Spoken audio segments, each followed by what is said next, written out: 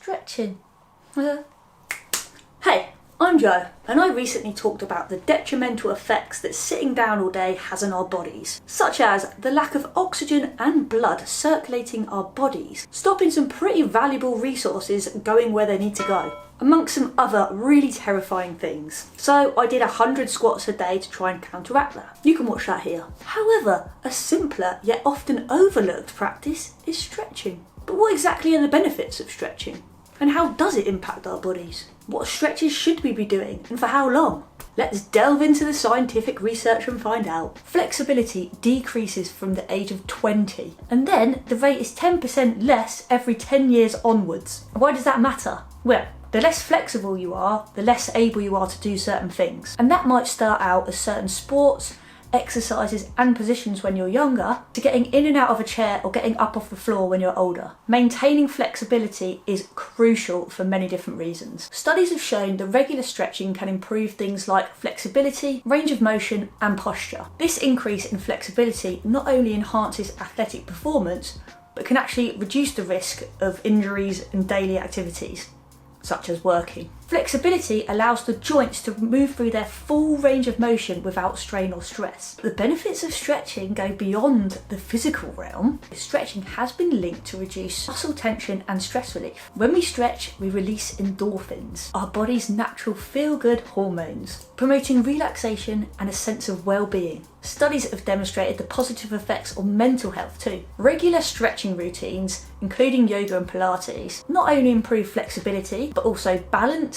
coordination, and have been shown to reduce the symptoms of stress and anxiety. As I spend a lot of my time sitting down, as many of us do, tattooing, sitting at a desk, driving, watching TV, eating, maintaining flexibility is essential for combating negative effects of prolonged sitting. After doing some research and listening to my chiropractor, I have a few regular stretches that I do throughout the week. The best and most effective way to stretch is by doing static stretches compared to dynamic or ballistic, which is still effective, but it depends on your situation and your goals. For me, it's to counteract the sitting. So the main muscles that I need to concentrate on are pecs, lats, hip flexors, spine muscles, piriformis and glutes. I add more stretches if I'm going to the gym and I'm doing a specific workout. Something that I try to do every morning is decompress my spine. Some people do this by hanging onto a bar, but I don't have one at home. So I use the corner of my kitchen counter and I use my hands to push my body up, hold it for as long as I can. I think ideally you're meant to do it for 30 or 60 seconds. I don't think I can do it for quite that long.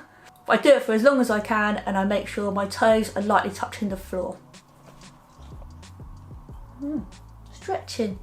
Well done, mate. Check out Jeff Cavalier's video below where he tells you how to do it. And then throughout the day I do GBS. And Jeff says to do it every 30 minutes. That is absolutely not realistic for me. But every time I get a chance, I'll do one of these exercises. So G is grab the butt cheeks. So grabbing your butt cheeks and then opening up your chest and then looking back with your head. And I find that really helps my neck and my chest opening up. Then we have B for bridge. So alternate sides on your back and then leaning over to the other side with your hand and tapping in a corner.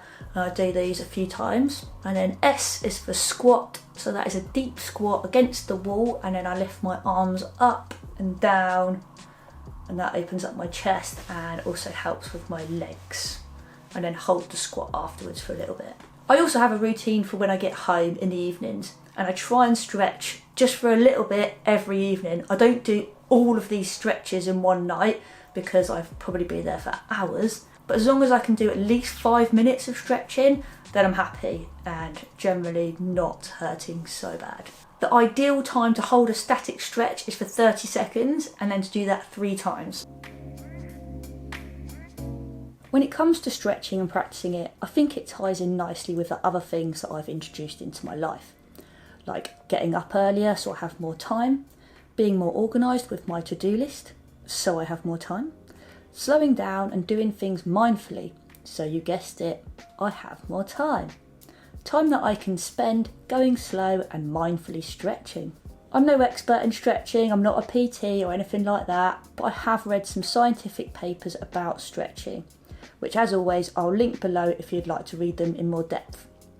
I might not be doing these perfectly, but I am doing them and I'm sure it's helping in some way, and that's something.